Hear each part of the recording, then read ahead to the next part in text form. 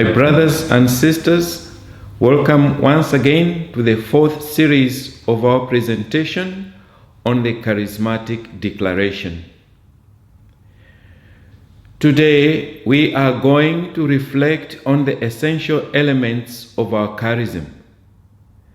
These elements are divided into three: the life of prayer, fraternity, and mission.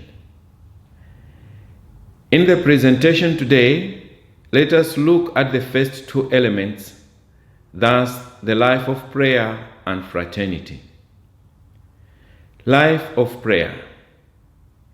In prayer, basically, we want to encounter the living God, to develop a relationship of friendship, a friendship that is loving. Therefore, in prayer, we encounter God, whom we converse with, and develop a loving relationship with Him.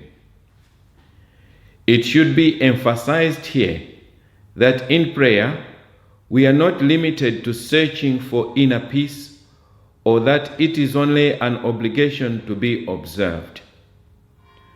But we want to encounter, converse, and develop a loving relationship with God. Friendship with God is a permanent relationship, a permanent state, just as any true friendship can be. This is what is called living in the presence of God. In this way, our whole life then becomes prayer, because we are living in His presence. To be able to be in the presence of God, we need also a certain kind of art.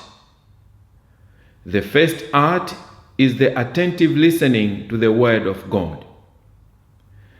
The Word of God should be received.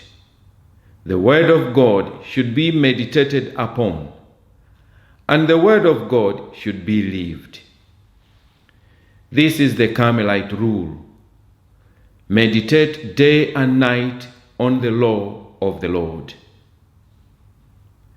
The second art is to live a life of community. As a community that prays. To sustain this loving relationship, which is permanent, each person needs the company of his or her brothers.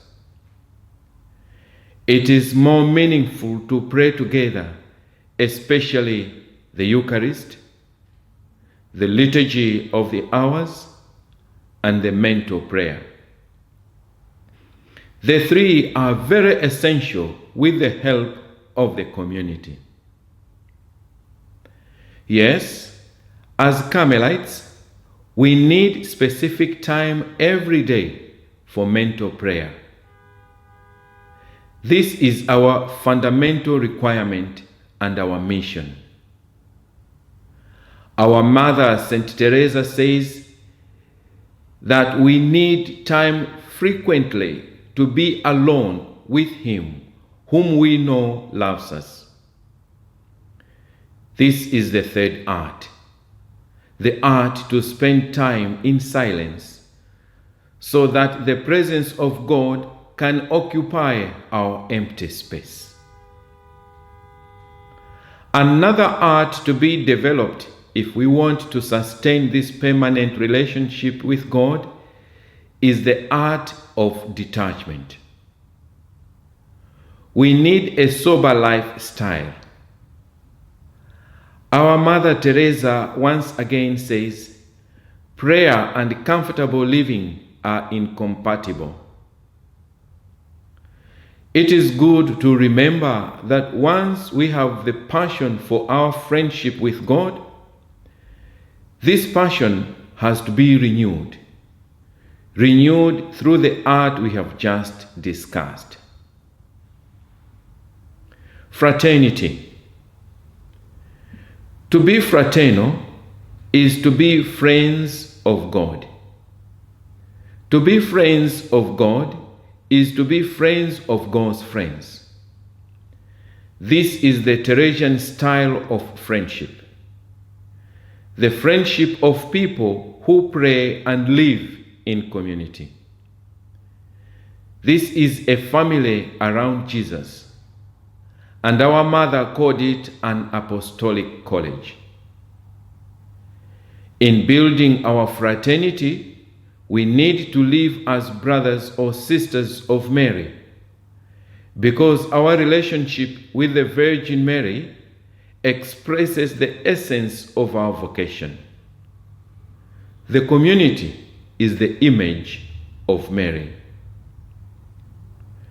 Fraternal life should help us to take away our individualism and help us to grow, because Teresian community is a response to the life of individualism.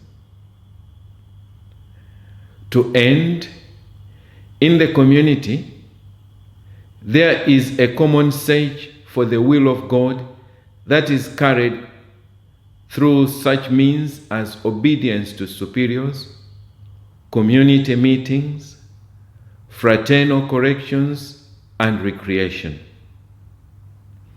However, to enjoy fraternity, our communities should be communities that are small, but not too small.